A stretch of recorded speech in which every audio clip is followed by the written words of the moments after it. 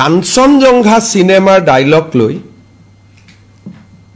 এটা জুবিনক অসমীয়াও নোহোৱা কৰি দিব হিন্দু নোহোৱা কৰিলে এটা অসমীয়াও নোহোৱা কৰি দিব দুদিন পিছত মানুহে কব এওঁতো ধৰ্মও নাই জাতিও নাই আজি কৈ আছে ধৰ্ম নাই কালি নেক্সট লাইনটোতো মানুহ যাব জাতি নাই বুলি গতিকে জুবিন এজন হিন্দু ধৰ্ম আছিলে জুবিন এজন অসমীয়া তেওঁ জাতি আছিলে দুইটা নাই বুলি কেনেকে কব আপোনালোকে মোক কওকচোন গতিকে এই ধৰণে এছাম লোকে উন্মাদৰ দৰে ব্যৱহাৰ কৰি আছে বাওপন্থী লোকসকলে উন্মাদৰ দৰে ব্যৱহাৰ কৰি আছে গোটেই গাত শিৱৰ এটা মস্ত টেটু মোৰে নাই মুতকৈতো জুবিন বেছি ডাঙৰ শিৱ ভক্ত মোৰতো গাত একোৱে নাই জুবিনে ইমান ডাঙৰ শিৱৰ ফটো ৰাখি থৈ দিছে কয় ধৰ্ম নাই জুবিনে অসমীয়া বুলি চিঞৰি থাকিলে কয় জাতি নাই কেনেকে হ'ব মোক কওকচোন সেইকাৰণে 30 দিন মই মতা নাছিলো এতিয়া প্ৰত্যেকটো কথাৰ আমি জবাব দিম আৰু মানুহেও গম পালে ফিল্ডত বিজেপিৰ মানুহ নলবাৰী মঙ্গলদে প্ৰমাণ কৰি দিলে যে জুবিনৰ অনুৰাগী বুলি কলে হাজাৰ হাজাৰ অকল বিজেপি আছে উলাব পাৰে বিজেপি বাকি নাই বুলি মই কোৱা নাই কিন্তু আমি যে বিজেপি কটো ৰখাই দিব আমাক নোৱাৰে এটোতো আমি ৰাজপথত প্ৰমাণ কৰি দিলো যে বাওপন্থীৰ ওচৰত আমি নতি স্বীকাৰ নকৰো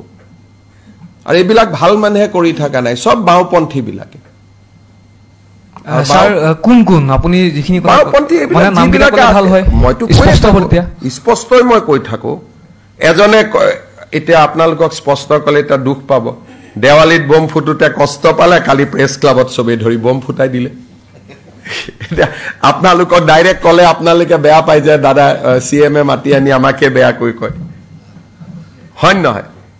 দেৱালীত বম ফুটাওতে এজন এডিটৰে টিভি ষ্টুডিঅত বহি ইমান তালাফাল কৰিলে তাৰ খঙতে পিছদিনা সবে বুজাই দিলে এই অসমৰ অভিভাৱক কেনেকে কালি সেইখন পেপাৰৰে যেতিয়া মানুহ ইলেকশ্যনত জিকিলে তেৱে বজাই দিলে বম তাৰ মানে আপোনালোকে নিজে চিন্তা কৰক যে জুবিনক লৈ কেনেকুৱা ধৰণৰ এটা হস্তিয়া পৰিবেশ এটা অসমত নিৰ্মাণ কৰা হৈছে প্ৰথম দিনাখন হুলস্থুল কিয় বম ফুটালে ভাল কথা ফুটাব নালাগে মইতো কৈছিলো অকল বৰপেটা মইতো বাকি একো কোৱাও নাছিলো ফুটালে কালি গৈ প্ৰেছ ক্লাবৰ ইলেকশ্যনত তেওঁলোকৰ মানুহ জিকিলে বোলে দিলে বম ফুট এটা হেতু কথা কলে কব যে মুখ্যমন্ত্ৰীটো সাংবাদিক বিৰোধী হয় নহয় এটা মইতো মোৰো দুখ এটা মুখেদি ওলাই যায় সঁচা কথাবিলাক কি কম মই আৰু খবৰ বিলাকো মোৰ তাতে আহি যায় বম ফুটুতেই মোলৈকে খবৰ পঠাই দিছে ফটোৰ সৈতে যে প্ৰেছ ক্লাবত বম ফুটি আছে তাৰমানে অসমৰ মানুহক মানসিক সবে খালি হিন্দুৰ উৎসৱ কেটাকে টাৰ্গেট কৰে আপোনালোকে চাব এইবোৰ মানুহে এদিনো বেলেগ উৎসৱৰ কথা নকব অকল আমাৰ উৎসৱ কেটাৰ পিছতে লাগে হেতুৱে মোৰ দুখ লাগে ভাই আমাৰ মানুহে কিমান সন্মান দিছে দুৰ্গা পূজাৰ প্ৰত্যেকটো পূজা মণ্ডপত জুবিন গাৰ্গৰ ফটো কালী পূজা প্ৰত্যেকটো পূজা মণ্ডপৰ সন্মুখত জুবিন গাৰ্গৰ ফটো আমিয়ে জুবিনক সন্মান কৰি আছো আকৌ আমাকে দবাই থাকে এটো কেনেকে হ'ব পাৰে বোলে ধৰ্ম নাই জাতি নাই হাৰি ই অসমীয়াও নাই তাৰমানে ই অসমীয়াও নহয় হিন্দুও নহয় হ'ব পাৰে নেকি কওকচোন এখন সিনেমাৰ হেটো কাঞ্চনজংঘাৰ বিষয়ে কৈছে কাঞ্চনজংঘাৰ ধৰ্ম নাই এটো এটা শৃংগ হয় কাঞ্চনজংঘা জাতি নাই তেওঁ মুক্ত আকাশত আছে গতিকে মই মুক্ত কাঞ্চনজংঘাটো গৈ পেলাই জুবিন গাৰ্গ বনাই দিলে এটো কাঞ্চনজংঘাৰহে কথা কৈছে গতিকে এই কথাবিলাক আমি ইমান দিন কোৱা নাছিলো এটা লাহে লাহে কব লাগিব নহলে সমাজখন বেলেগ লাইনত গুছি যাব নহয় দুখ লাগে নহয় জুবিনৰ সমাধিত গৈ এনেকে হাফৰত মদ ঢালি দিছে সাধা দিছে এই ফুল দিব লাগে গৈ পেলাই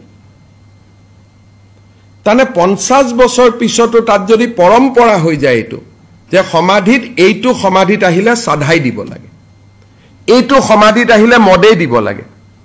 তেতিয়া মানুহেটো বিষ্ণু প্ৰসাদ জ্যোতি প্ৰসাদ ভূপেন হাজৰিকাৰ লগত কম্পাৰিজন কৰিব নহয় যে হেতু সমাধিত সাধা দিব নালাগে ইয়াত সাধা দিব লাগে তাতে মদ দিব নালাগে ইয়াতে মদ দিব লাগে কিন্তু আমাৰ ভিতৰত কব পাৰো অলপ চলপ মদটো কেতিয়াবা ভূপেন দাইও খাইছিলে কিন্তু সেইটোতো তেওঁৰ পৰিচয় নহয় পৰিচয় হৈছে তেওঁৰ সংগীত পৰিচয় হৈছে তেওঁৰ শিল্প পৰিচয় হৈছে তেওঁৰ বহল মনটো আমি তাকহে সেলিব্ৰেট কৰিব লাগে বাচ্চাক মাকে লৈ গৈছে কি শিকাব লাগে যে এইটো আমাৰ জুবিন দা ইয়াতে ফুল দিব লাগে মা পদক্ষিণ কৰি সেৱা কৰিব লাগে তাকে নকৰি আমি কি শিকাই আছো গতিকে এই যিটো এটা উদ্ভণ্ডালি হৈ আছে তাৰ পৰাটো পৰিৱেশটো আমি বচাব লাগিব নহলে কালি টুৰিষ্ট এজন আহিলে সবেইটো এতিয়াটো অসমত জুনে আহে সবেইটো জুবিনৰ সমাধিত যাব খুজিব আৰু জুবিনৰ সমাধিত আমি সেইটো দেখুৱাম নেকি ৰাতি 2টা বজাত জুবিনৰ সমাধিত যাব নালাগে নহয় প্ৰয়োজনীয়তা আছে নেকি সূৰ্যৰ পোহৰ হয় 4টা বজাত 4টা বজাত আমি যাম ৰাতি 2টা বজাত 1টা বজাত 12:30টা বজাত এটো কি সংস্কৃতি এটোটো নহব নহয় এটলিষ্ট মই মুখ্যমন্ত্ৰী থাকালে কেটো নহব ঠিক আছে বহুত বহুত ধন্যবাদ